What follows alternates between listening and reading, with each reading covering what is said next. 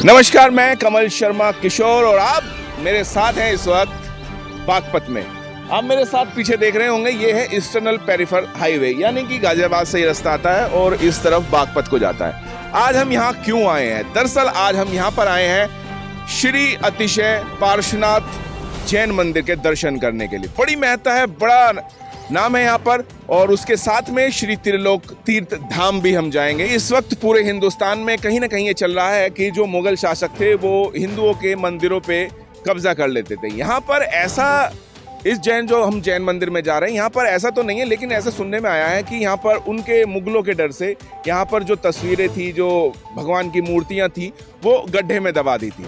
1922 में खुदाई हुई और फिर ये मंदिर की स्थापना यहाँ पर हुई और इस वक्त बड़ा विश्वविख्यात ये मंदिर हो चुका है। तो आइए दर्शन करते हैं, वहाँ पर चलते हैं, क्या है वहाँ पे आपको भी दर्शन कराते हैं। तो आइए चलते हैं श्री अतिशय पार्श्वनाथ क्षेत्र और श्री त्रिलोक तीर्थ धाम में।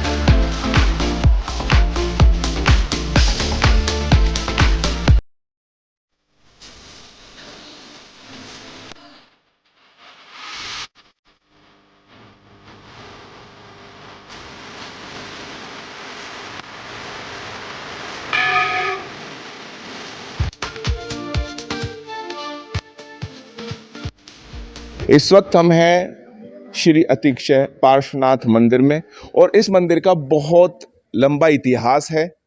ये जानने के लिए हम यहाँ पर मंदिर के संरक्षक श्री इंद्रसेन जैन जी से मुलाकात करेंगे। इंद्रसेन जी नमस्कार। नमस्कार जी। इंद्रसेन जी, हम चाहेंगे कि हमारे इस चैनल के माध्यम से आप हमारे सभी दर्शकों को बताएं कि इस मंदिर का इतिहास क्या है। इस मंदिर का इस क्षेत्र में इतिहास बहुत पुराना है। यहाँ एक टीला हुआ करता था। अच्छा। उसी पर भगवान के दर्शन करने आया करते थे, लेकिन एक अचानक जो है एक महामारी फैली और उस महामारी के फैलने के बाद जाना यहाँ पर अतिशय हुआ और भगवान की एक कुएं से ये मूर्ति निकली लगभग सन 1922 में। 1922। हाँ, और उस वक़्त इतना बड़ा अतिशय था कि सारा भारत यहाँ के पानी को ले जा करके और अपनी व्याधियों से दूर किया उनको, और तभी से ये इतना विख्यात और बहुत पुराना मंदिर था। लेकिन आचार्य श्री ज्ञान सागर जी के आने के बाद 1988 से यहाँ आमूल चूल परिवर्तन हुआ और ये मंदिर इतना भव्य और वैभवशाली बना। आज यहाँ पर लगभग 5-4 हज़ार आदमी सोमवार, मंगल, इतवार में आते हैं हर रोज़, और इसकी महिमा बहुत ही अधिक है। जो यहाँ पर अपनी समस्याओं को लेकर आता है उसका जो है निवारण कर करके जाता है। तो चलिए, बहुत बहुत धन्यवाद इंसेन जी। ये थे हमारे साथ इंसेन जी, और जिन्होंने मंदिर के इतिहास के बारे में बताया। और इस वक्त हमारे साथ श्री अतिशय पार्श्वनाथ मंदिर के मैनेजर हैं श्री प्रभात जैन जी। और प्रतिमाएं जो 4 वेदियों में महावीर भगवान की, विमलनाथ भगवान की, पार्श्वनाथ भगवान की, आदिनाथ भगवान की है, वो बराबर में बाघ हैं, उससे प्राप्त हुई थी। लोग वह बताते हैं कि वो मुगल आक्रांतकारियों के लिए लोगों ने अपनी प्रतिमा मंदिर टूट नहीं जाए इसके वजह से छुपा दी थी। अच्छा, छुपा दी थी उनके डर भय से। उनके भय से। हाँ। मंदिर तो नहीं टूटे, लेकिन उनके भय से छुपा दी थी। हाँ। वही प्रतिमा बाद में प्राप्त हुई। बाद में प्रतिमा प्राप्त हुई। तो प्रभात जी थे जिन्होंने इस मंदिर के बारे में बड़ी महत्वपूर्ण जानकारियां दी। और आइए अब आपको लेके चलते हैं श्री त्रिलोक तीर्थ धाम में।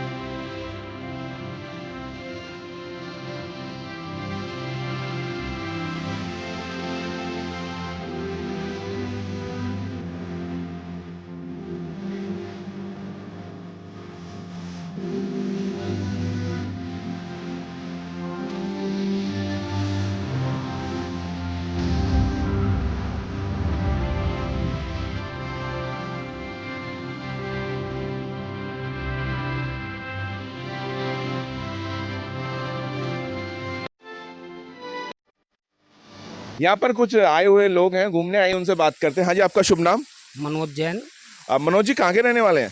मैं खेकड़ा बागपत का निवासी हूँ। तो आप ये बताइए, मतलब आते रहते हैं या कैसे है? हाँ, लगभग 15 दिन में संडे को तो हम मोस्टली भगवान पार्श्वनाथ के और त्रिलोक तीर्थ धाम के दर्शन करने आते हैं। और यहाँ आकर इतनी शांति मिलती है, भगवान की ऐसी अनुकंपा है, कार्य भी अच्छे चलते हैं हमारे, और इनका आशीर्वाद हमको भरपूर मिलता रहता है। यहाँ पर असल में दर्शन खाली जैन समाज के लोग ही नहीं, सभी समाज के लोग इसके दर्शन करने आते हैं और धर्म लाभ उठाते हैं।